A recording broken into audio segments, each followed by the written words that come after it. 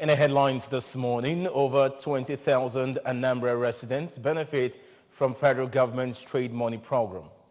Anambra state government commends a non-governmental organization, Marcel of Formata Foundation, for supporting tourism sector in the state.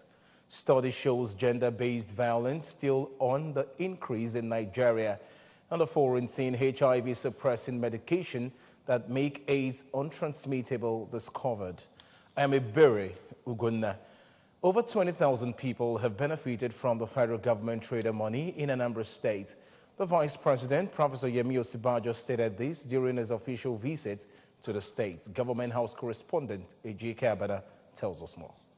At exactly 11:50 a.m., the Vice President on aircraft number NAF 540 arrived Amobia, where he was received by Governor Willie Obiano, members of the State Executive Council, among others. Vice President Osinbanjo, in company of the governor, visited a Korka market for the trader money exercise, where he parleyed with some petty traders dressed in the trader money t-shirt, displaying their goods, including smoked fish, sachet water, palm and granite oil, ogiri, among others. The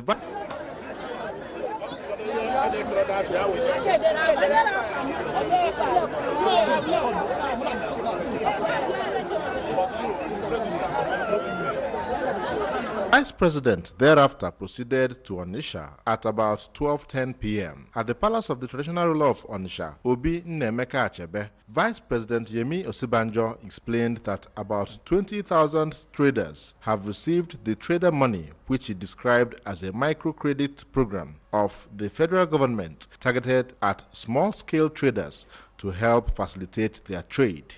The commitment of the federal government, especially Mr. President, to ensure that all of the citizens of our country, regardless of ethnicity or religion, or whatever other affiliation, political affiliation and all that, regard themselves as one. We are all brothers, regardless of religion or ethnicity or affiliation. We want to do so, we want to make sure that even in terms of execution of projects, we are fair and just. This is the commitment that Mr. President has made, and which he is committed to ensuring that he brings to fulfillment. The Vice President also went to Ochanja Market, Onitsha, where he explained that it is only government that can guarantee the kind of arrangement which the trader money offers, pointing out that Anambra is among the first states to implement the homegrown school feeding program, expressing joy at the outcome of the project, which he said has touched the lives of many less privileged people. Governor Willie Obiano later explained that the scheme will be of immense help to the inhabitants of the state, expressing gratitude to the federal government. The governor appreciated the federal government for all the projects it is executing in the state. This is an opportunity to also thank the federal government again and again for the thing they did for the memory of our great Chief of Africa through the mausoleum that they put money down. The mausoleum took them 3 years to build, several administrations, but it was this administration that made it happen. So you're welcome to your base market money. Yes, the 10,000 that is being given, and if you repay, you get 15. If you repay again, just like that, encourage the culture of repayment and also prosperity. I'm very, very pleased with that process. Speaking, some beneficiaries thanked the federal government for coming to their aid, promising to utilize the loan properly.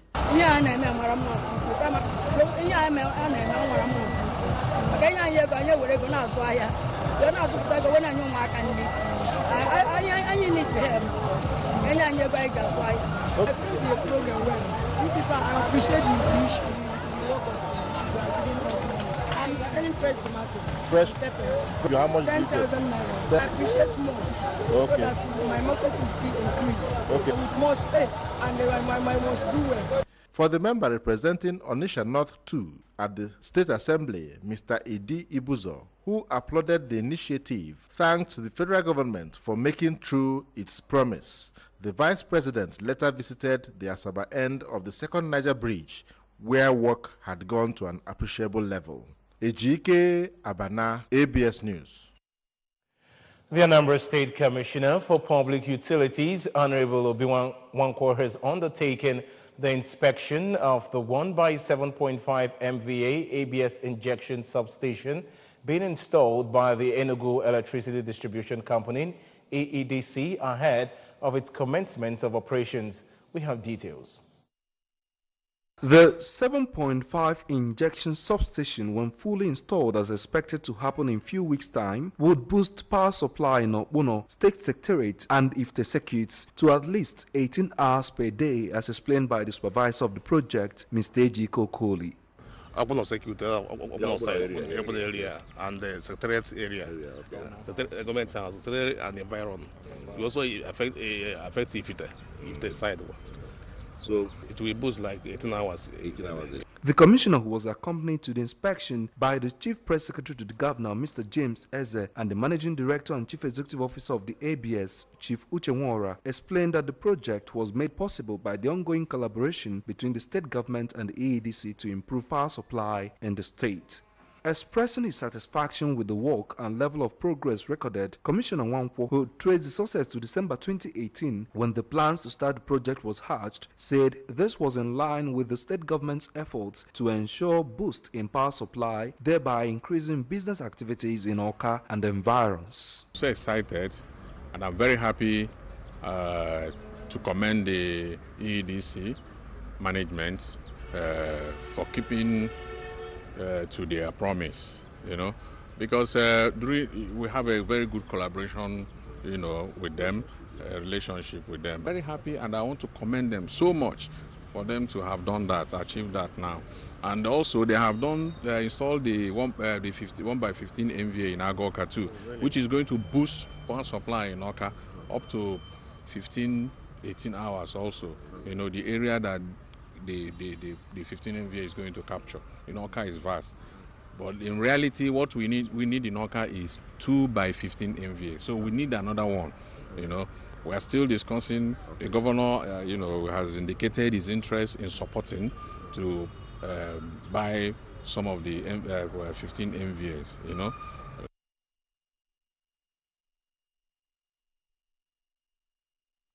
The Anambra State government has commended a non-governmental organization, Marcel Formata Foundation, for partnering the government in her cultural preservation and attitudinal reorientation drive. The commendation was conveyed on behalf of the state government by the Commissioner for Diaspora Affairs, Indigenous Artworks, Culture and Tourism, Mrs. Sally Mbanefo, when she led government delegation on a court's visit to the founder of the foundation, Dr. Mechi Formata, at his country home in Swofia. We have details. Mbanefo, who was represented by the Permanent Secretary of the Ministry, Mr. Tony Ezewaka, stated that the ministry received the news of a donation of a raped bronze to Iboku Museum by the founder of the foundation, noting that it was a great signal to many partnership possibilities in the future. The commissioner explained that the ministry was created 3 years ago by Governor Willie Obiano with a mandate to create synergy between the state and the diaspora, accumulate and profile indigenous artwork associated to Igbo race, and advance cultural and tourism drive in the state to boost economic investment. She expressed appreciation to Dr. Formata for keying into government's agenda and pledged to partner the foundation in the ministry's upcoming cultural events in the state. The founder of the foundation, Dr. Formata, while appreciating the ministry for the courtesy visit, stressed that he has enjoyed the privilege of being conducted around museums in many of his travels around the globe with great experiences of artifacts. He expressed his willingness to translate his experience to the advancing of similar campaign in his country. The State Commissioner of Police, Mr. Mustafa Dandaura, says the command will continue to partner journalists in its fight against crime. He stated this when the newly elected executive members of the Nigerian Union of Journalists and Anambra State Council paid him a court's visit at the command headquarters at Amobia. Correspondent Emmanuel Okonkwo was part of the entourage and reports. While asking media practitioners to always cross-check their reports before publication, assured that the command will always support journalists in the state for effective and smooth discharge of their official duties. The commissioner said the command will, as requested by Nigeria Union of Journalists assist the professional body in arresting any identified fake journalist operating in the state without belonging to a recognized medium.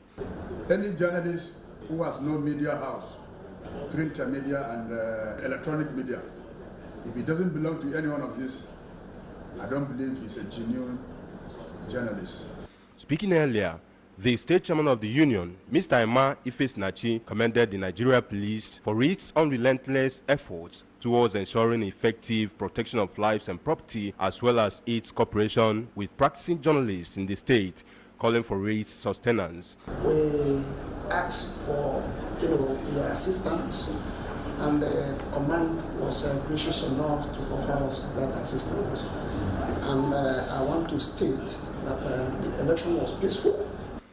In a remark, the secretary of the union, Mr. Emma Udaga, called for effective synergy between the security agencies and the media to drastically reduce fake news and hate speech. Let me use this opportunity to call for public support for the media, because the public often expect too much from the media, even when they have not given anything to the media. In this respect, I'm calling on all stakeholders in the Nigerian project to support the media. From the police headquarters in Amobia, I am Emmanuel Okonkwo, reporting for ABS News. Moving on to our national stories, the Disability Rights Advocacy Center, DRAC, says gender-based violence is on the increase in Nigeria despite the enactment of the Violence Against Persons Prohibition (VAP) Act 2015. This is according to a 2018 study on baseline survey on the knowledge, attitude, and perception of the general population on violence against women and children with disabilities, with the theme as falling through the cracks. Ms. Irene Patrick, Executive Director of DRAC, revealed that the study was conducted by DRAC with the support of Christoffel Bidding Mission, CBM, a German NGO. According to her, the act seemed to be getting worse, with trends showing that women and girls with disabilities faced triple marginalization. The study also revealed that 1 in every 5 Nigerian women would experience some form of abuse in her lifetime, with the abusers most times being a member of a family or an intimate acquaintance. The Federal Airport Authority of Nigeria has withdrawn its aviation security and aerodrome rescue and firefighting personnel from Gombe and Kebbi airports over 732.4 million naira indebtedness. The General Manager, Corporate Affairs FAN, Mrs. Henrietta Yakubu, confirmed the development in Lagos. Yakubu said the withdrawal of FAN services from both airports, which had technically grounded flight operations, took effect from midnight on May 1st. According to FAN, Gombe Airport, which is owned by Gombe State Government, owes the authority 607.9 million naira, while Kebbi Airport, operated by the Kebbi State Government, owes FAN 124.5 million naira. FAN, in a notice to airmen earlier in April, threatened to withdraw its services from the airports and others indebted to the agency, and had given them a deadline of April 30 to clear their outstanding debts. On the foreign scene, HIV suppression medication can make the AIDS virus untransmittable even among couples who have sex without using condoms, new research showed yesterday. The Europe-wide study monitored nearly 1,000 couples over a period of 8 years, where one partner was HIV positive and receiving antiretroviral ART treatment, while the other was HIV negative. Doctors did not find a single case of an in-couple HIV transmission within that time, raising hopes that widespread ART programs could eventually end new infections. Researchers estimate that ART prevented around 470 HIV transmissions within couples during the study period. HIV and the fatal illnesses it provokes remain one of the world's largest health crises, despite much progress in recent years. More than 21 million people currently receive regular ART medication, which suppresses the virus only around 59% of global HIV sufferers. The authors of the study noted several limitations, including that the average age of the HIV-negative men was 38. Most HIV transmissions occur in people aged under 25. And on sports news, Manchester City has overtaken Manchester United as the Premier League's most valuable club, with higher wages and lower profits haunting the Old Trafford powerhouse, according to a football finance survey published yesterday.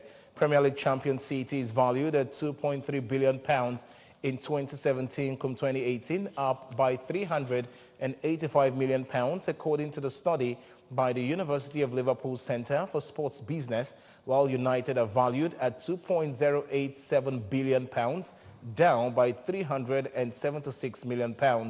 The report said United still had the highest revenue of any club in the Premier League, but increased cost meant they relinquished top spot in the valuation table. The pair are the only two Premier League clubs valued at more than £2 billion. The value of Premier League clubs decreased by 1.6% overall to £14.7 billion, with the big six of United, City, Liverpool, Arsenal, Chelsea and Spurs making up £10.9 billion, 74% of the total. And that's it in the news. Remember that you can follow news and programs on ABS from any part of the world by liking our Facebook page at ABS Radio Television. Subscribe to our YouTube channel at youtube.com/ABS Radio TV Online. Follow us on Twitter and Instagram at ABS Radio TV.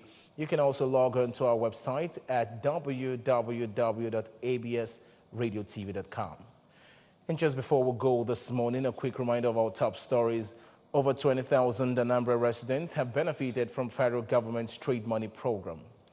Anambra State government has commended a non-governmental organization, Marcel Formata Foundation, for supporting tourism sector in the state. Study has shown that gender-based violence is still on the increase in Nigeria. On the foreign scene, we brought to you that HIV suppressing medication that makes AIDS untransmittable has been discovered. And that's the size of our package this morning. Many thanks for joining the bulletin. I'm Ebere Ugodna.